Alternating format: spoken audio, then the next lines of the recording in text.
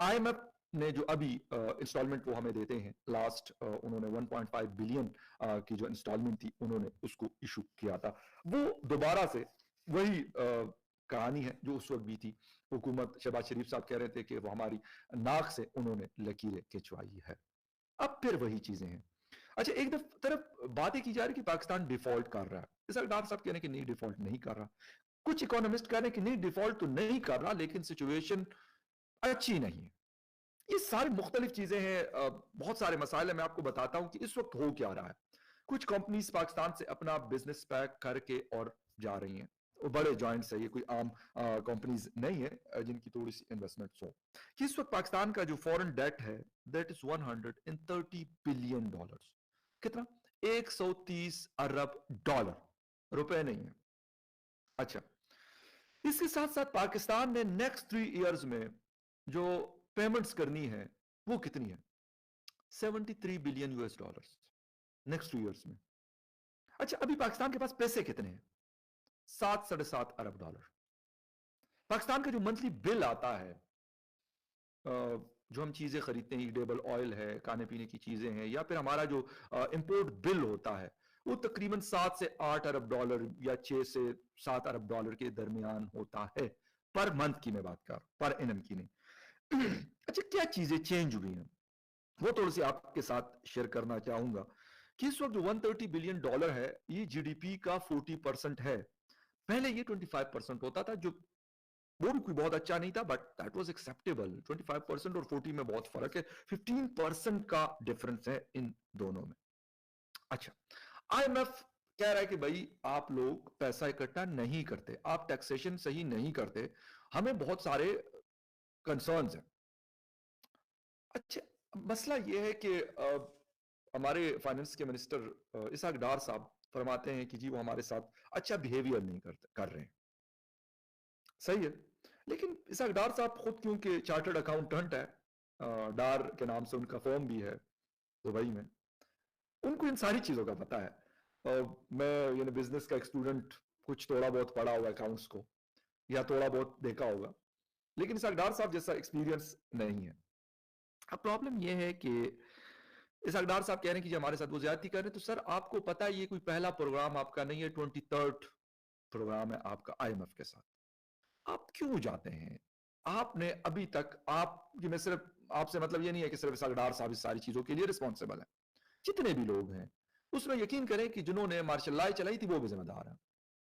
ان کو بھی آپ لوگوں نے ابھی تک ان 75 ایئرز میں ایسا کوئی کچھ نہیں کیا, بلکہ جو کچھ تھا بھی اس کو بھی ہم نے کھو دیا.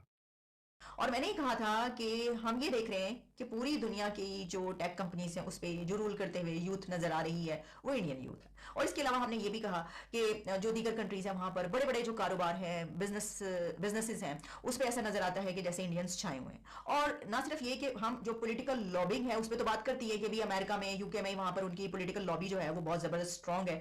لیکن اس سے ہٹ کر جو لابنگ ہے وہ تو ایک الگ چیز ہے نا اس کے پر, لیکن اس سے ہٹ کر اگر یہ دیکھا جائے کہ اگر آپ کی ایجوکیشن سسٹم کمال کا ہے, اگر آپ کا ایجوکیشن سسٹم آپ نے بہت ہی اچھا بنا لیا ہے تو وہ آپ کو اتنی ریمیٹنسز دلا سکتا ہے. کیونکہ انڈیا کے جو ہائیلی اسکلڈ یوتھ یا لوگ وہاں پر جا رہے ہیں اور اچھے وہ جابز پر وہاں پر لگ رہے ہیں, تو اس کی وجہ یہ ہے کہ ان کا ایجوکیشن سسٹم بہت اچھا ہے. ان کا IT کی جو تعلیم ہے وہ آپ کو پتا ہے, وہ تو پوری دنیا سے وہاں پر لوگ جو ہیں وہ حاصل کرنے کے لیے آتے ہیں.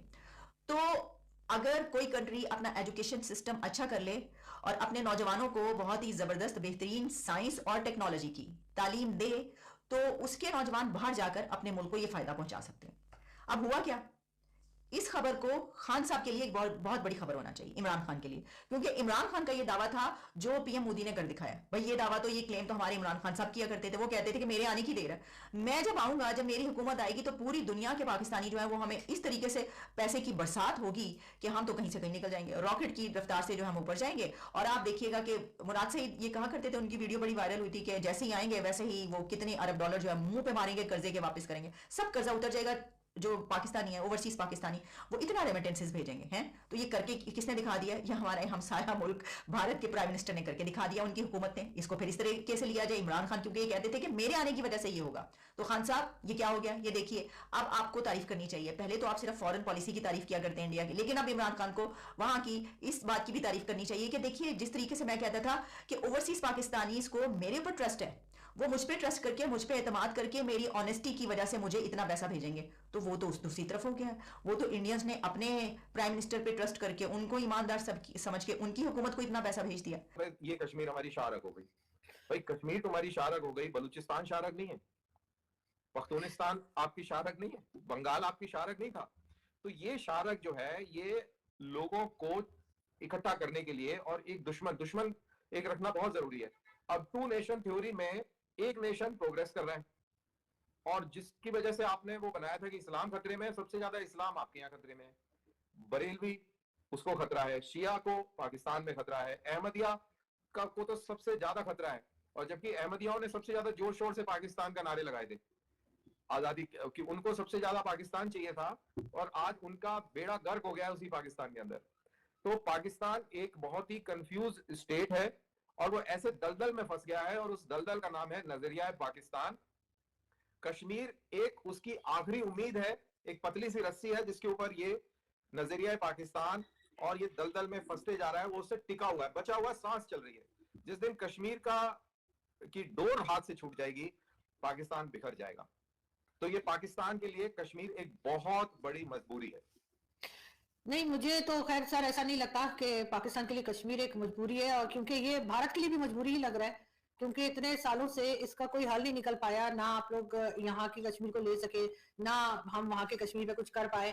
लेकिन ये जरूर है कि जिन लोगों की आप बात कर रहे हैं नजरिया पाकिस्तान को लेकर के, हिंदू हेट्रेट या हिंदुस्तान से नफरत, ये कुछ कम लोग हैं, बहुत ज्यादा लोग नहीं है। चले मान लिया अगर 50% भी हैं, तब भी 50% लोग तो मुख्तलिफ हैं पाकिस्तान में। तो ये सोच लेना कि नहीं सब एक ही जैसी सोच रखते हैं, ये कहाँ तक सही है?